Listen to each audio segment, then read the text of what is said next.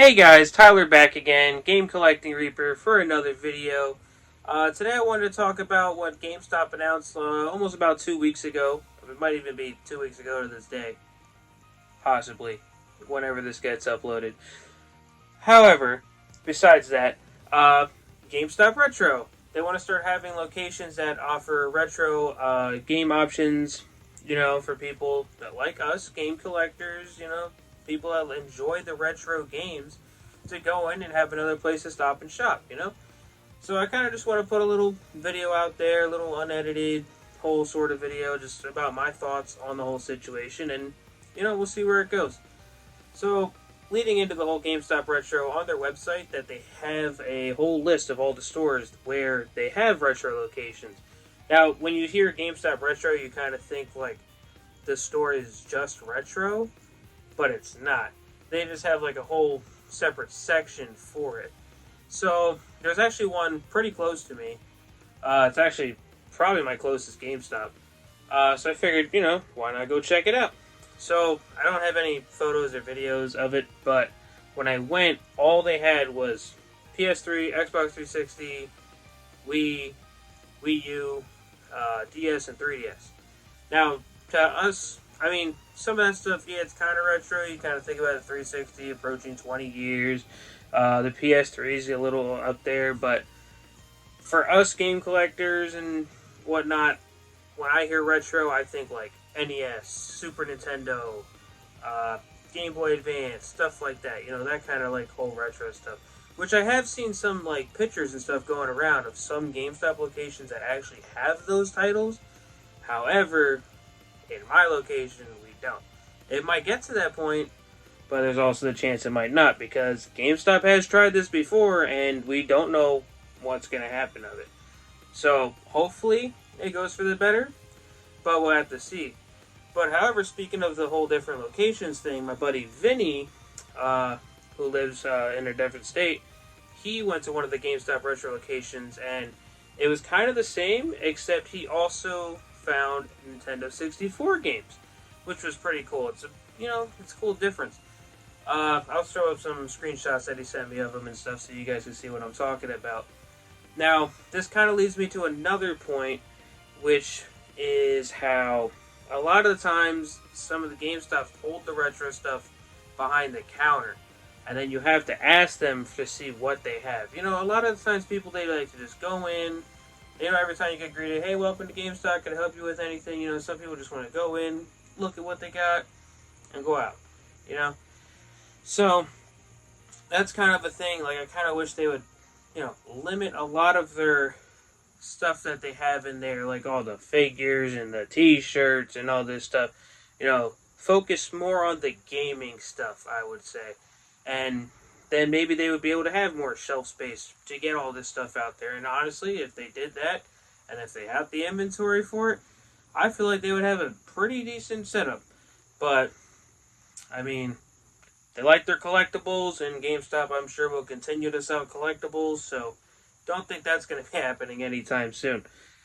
However, I'm going to go into another point now, which is, you see all these articles pop up and stuff of how even sometimes GameStop on their website, they had pictures of like, I think one was like Pokemon. It was one of the Pokemon games, but it wasn't authentic, and you could clearly tell that it wasn't an authentic copy. And that's another thing with GameStop going retro.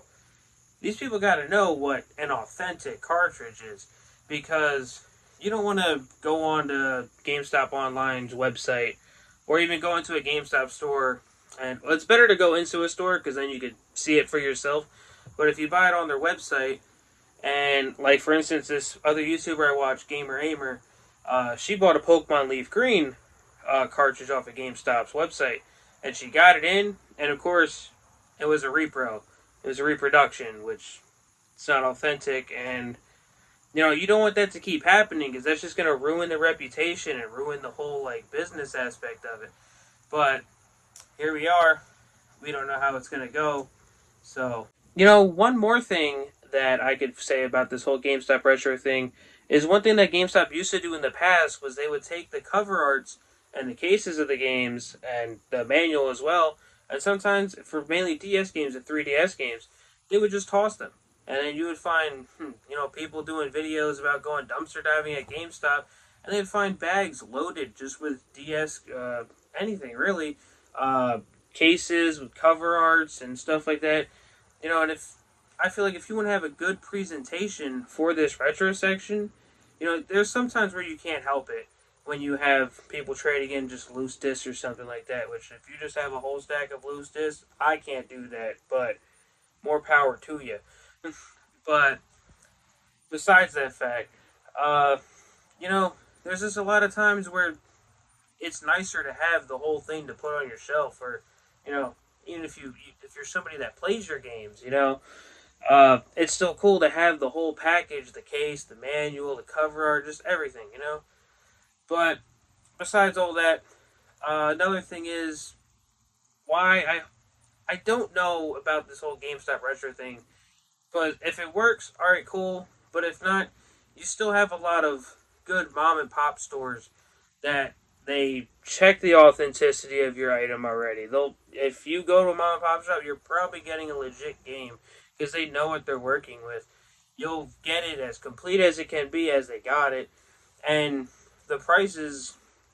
Some mom and pop shops are a little iffy with their prices, but there's also a lot of great ones out there, and it's great to support because they're just like us. They're one with the hobby. They like video games and they enjoy it.